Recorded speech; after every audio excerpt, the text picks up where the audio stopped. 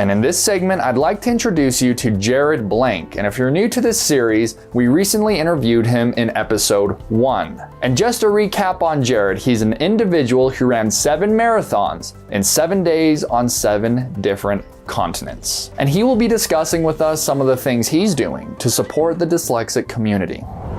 Yeah, so with the World Marathon Challenge, one of the things, as I was getting ready to run the 7 marathons in 7 days on 7 continents, was before all this began, I connected with the International Dyslexia Association and specifically the Oregon branch, and was able to meet with the president because I wanted to make this challenge bigger than just running. I wanted it to be about the community, and came up with a plan to raise $50,000 for the organization while I was training and running this challenge. And so met with the president. At the time, it was Jane Cooper, now Daniel Thompson, amazing leaders within the community, and came up with this idea to raise $50,000. And when I finished the World Marathon Challenge, I hadn't yet met the financial goal.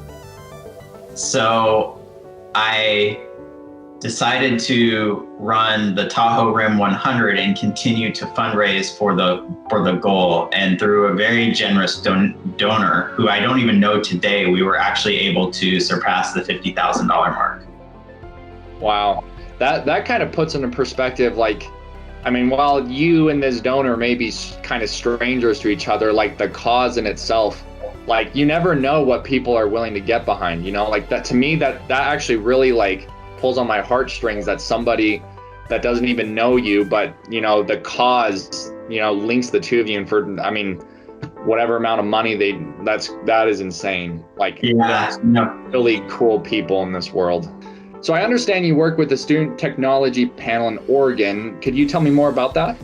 Yeah, so we have a really cool, so the Oregon branch out here is dedicated of all volunteers. So it's an all volunteer-based organization, and we have people that started this student panel.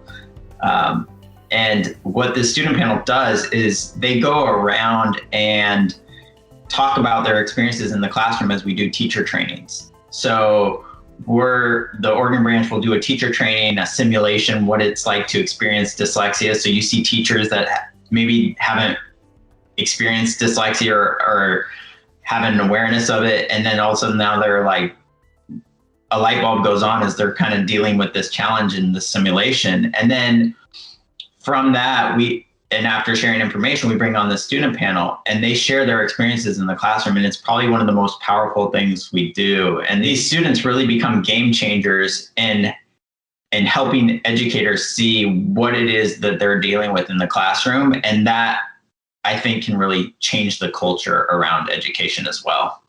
Coming to the end of this discussion, with young people who are kind of in the midst of discovering, either that they have dyslexia or discovering the tools as they're working through dyslexia. What are some of your, obviously being diagnosed at a very young age and, living a lot of your professional life with dyslexia, what advice would you give to younger people who are kind of in the discovering phase or in battling the early onsets of dyslexia? If I was talking to young people or even a younger version of myself, I would remind them that dyslexia doesn't affect your IQ. You can still be successful and accomplish your goals and dreams.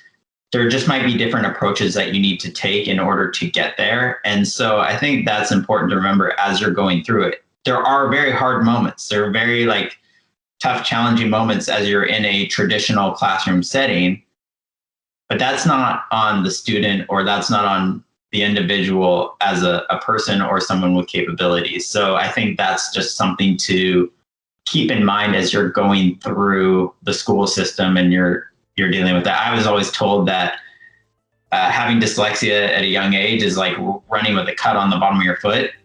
There's going to be painful moments, but it's not impossible, and you can still go on to achieve your goals. And I don't think the person that told me that thought I was going to take it as literally as I did, but that was my journey for sure.